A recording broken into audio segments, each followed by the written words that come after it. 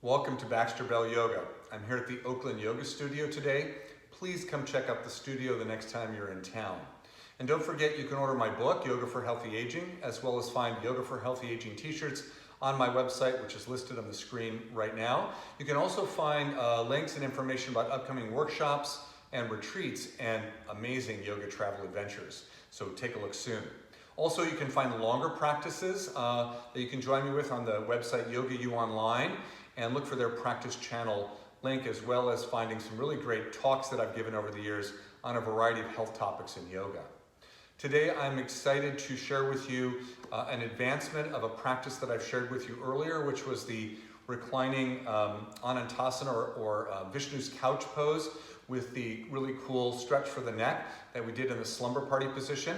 Today, we're going to add to that the fallen tree pose legs. This is a great way to prepare for regular tree pose when you don't have to worry about balance standing up and maybe falling down or losing your balance while you're doing it. So it can set the stage for some of the actions that you want to have happening in the top leg and in the bottom leg in tree pose. So let's take a look at that. We're going to come down, get into our Slumber Party neck and head position, and then add in the legs. So please come down to lie on one side. I'll let you decide which way you'd like to go, but you might face the same direction I'm facing.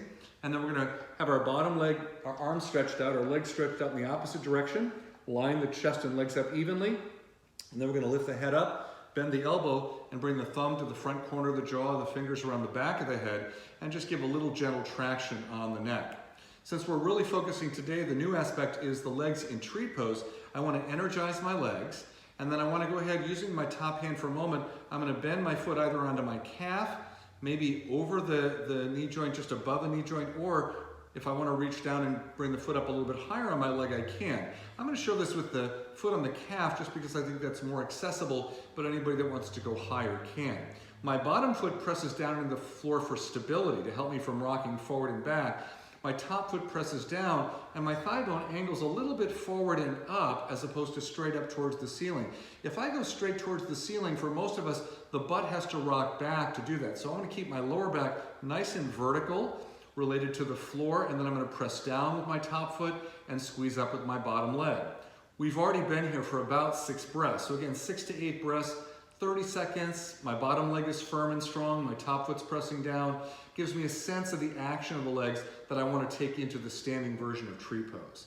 And then to come out, I release my leg, I release my head, I bend my knees in, and because I want to show this to you from the front view, I'm just going to swing around to the other side so you can see that from the front for both sides.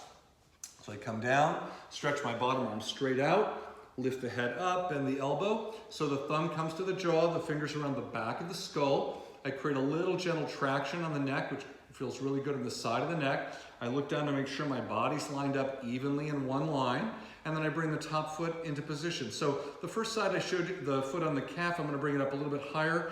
My arch of my foot nestles right over the knee joint nicely. And because I'm firming up and pressing down equally, there's really no additional unnecessary stress going into that knee joint. And the weight of my top leg is so minimal compared to standing up and having someone on a soccer field run into the side of my knee, that it's unlikely I'm going to cause any issues for that knee. But if it hurts, then move the foot higher or lower. So once I've got that set, the top foot presses down, the bottom leg firms up a little bit without lifting off the ground, and I isometrically contract the leg muscles. My leg is angled a little bit on that top side, forward and up as opposed to straight up towards the sky. And then if I want to, I could bring my hand onto the leg to work even more on balance, even though it's a different kind of balance work than when we're standing in tree pose.